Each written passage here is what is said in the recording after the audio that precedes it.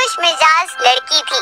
दिव्या की शादी की चिंता अब अक्सर उसके माँ बाप को सताया करती थी, क्योंकि दिव्या को शादी ही नहीं करनी थी और बढ़ती उम्र को देखकर माँ बाप आए दिन दिव्या को शादी के लिए परेशान किया करते। ऐसे ही एक दिन दिव्या के लिए अमर नाम के एक लड़के का रिश्ता आता है।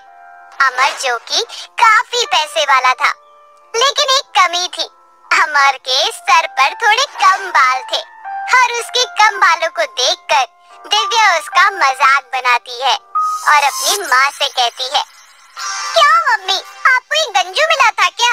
अगर शादी करने का इतना ही भूत सवार हो गया है तो कम से कम अच्छा लड़का तो ढूंढ कर लाओ। ये गंजा उठा कर ले आए। मुझे ना गंजे लोग बिल्कुल पसंद नहीं आते। अगर मैं किसी गंजे से शादी करूंगी ना तो मेरी बड़ी बेइज्जती होगी, लोग मेरा मजाक बनाएंगे। आपने मेरे बाल देखे हैं, कितने लंबे और घने हैं। लोगों की कमी मत देखा कर। अरे लड़का बहुत ही ज्यादा पढ़ा लिखा है और अच्छा खासा बिजनेस है। इसके बाल से तेरा पेट भरेगा क्या? खासियत देखनी है तो अच्छे तरीके से देख। ये बाल, नाक, आँख देखकर क्या साबित करना चाहती है? हाँ तो मेरी भी बात ना आप कान खोल कर सुन लो। मुझे भी शादी नहीं करनी।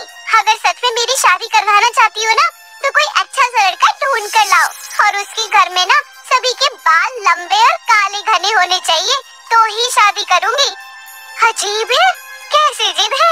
अभी तक तो फिर भी ठीक है, अब पूरे ससुराल वालों के बाल काले घने होने चाहिए, ये सब हमारे हाथ में थोड़ी ना है। मुझे नहीं पता माँ, शादी करूंगी तो ऐसे घर में, वरना नहीं करूंगी। अब देख लो आप कैसे मेरी शादी करवाओगे। कहीं ऐसा ना हो कि पूरा ससुराल ही गंजा मिल जाए तुझे। अक्सर यही होता है कि हम जो चाहते हैं ना वे हमें नहीं मिलता है। दिव्या अक्सर बालों के चक्कर में पता नहीं कितने रिश्तों को मना कर चुकी थी। उसकी इस हरकत से उसकी माँ बहुत ही ज्यादा परेशान हो चुकी थी, लेकिन फिर भी माँ बाप अक्सर अपने बच्चों के लिए अच्छा ही करते हैं। ऐसे ही कुछ दिन बीत जाते हैं और दिव्या के लिए एक विपुल नाम के लड़के का बहुत ही अच्छा रिश्ता आता है। दिव्या को विपुल और उसकी पूरी फैमिली पसंद आ जाती है।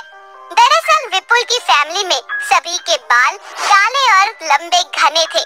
ये देखकर दिव्या बहुत खुश हो जाती है। कुछ समय बाद विपुल और दिव्या की बड़ी ही धूमधाम से शादी हो जाती है।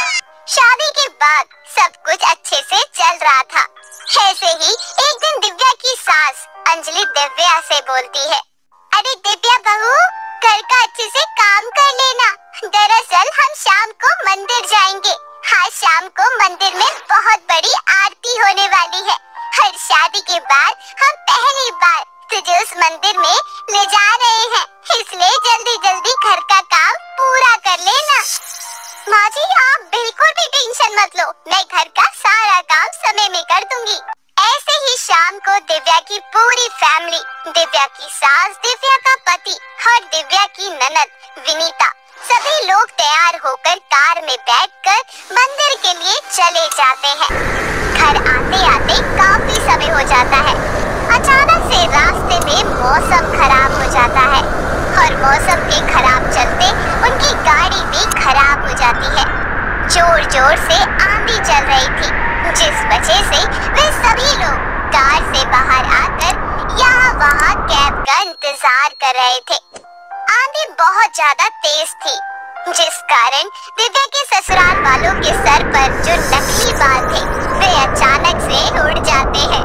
ये देखकर दिव्या हैरान हो जाती है कि उसकी सास, पति और नंद सभी लोग गंजे हैं।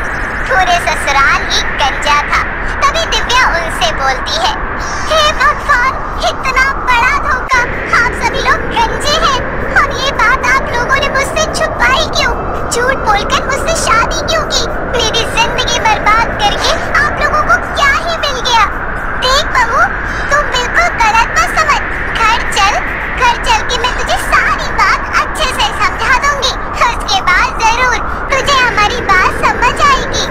अरे अब तो घर जाने का सवाल ही पैदा नहीं होता। मुझे अब कहीं नहीं जाना, मैं अपने घर जा रही हूँ और अब मैं कहीं लौट के दोबारा नहीं आऊंगी। झूठ बोलने का नतीजा हमेशा बुरा होता है। शादी करनी थी तो सोच समझ कर बोलना था ना। ये नकली बाल लगाकर क्या साबित करना चाहते थे आप लोग? दिव्या अपने पूरे ससुराल वालों से नाराज हो जाती है और वे कैब करके अपने मायके आ जाती है। मायका आकर दिव्या अपनी माँ को सारी बात बताती है, जिसके बाद उसकी माँ उससे बोलती है, मानती हूँ कि उन्होंने झूठ बोला, लेकिन तूने उनकी बात न सुनी न समझी। आखिर ऐसा क्या कारण था जिस वजह से उन्होंने तुझसे इतनी बड़ी बात छुपाई और तू अपने ससुराल को यानी कि अपनी फैमिली को सिर्फ एक बाल न होने की वजह से छोड़ कर आई है? ये तो गलत बात है ना बेटा। अगर मैं गंजी हो जाऊंगी तो क्या तू मुझे भी छोड़ देगी? माँ, आप मेरी माँ हो और मैं आपको कभी नहीं छोड़ सकती।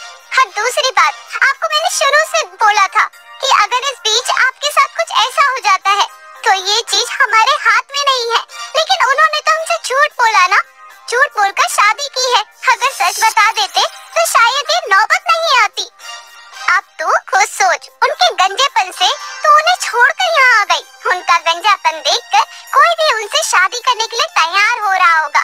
सिचुएशन को समझने की कोशिश कर। एक रिश्ता जोड़ने के लिए थोड़ा बहुत झूठ बोलना पड़ता है।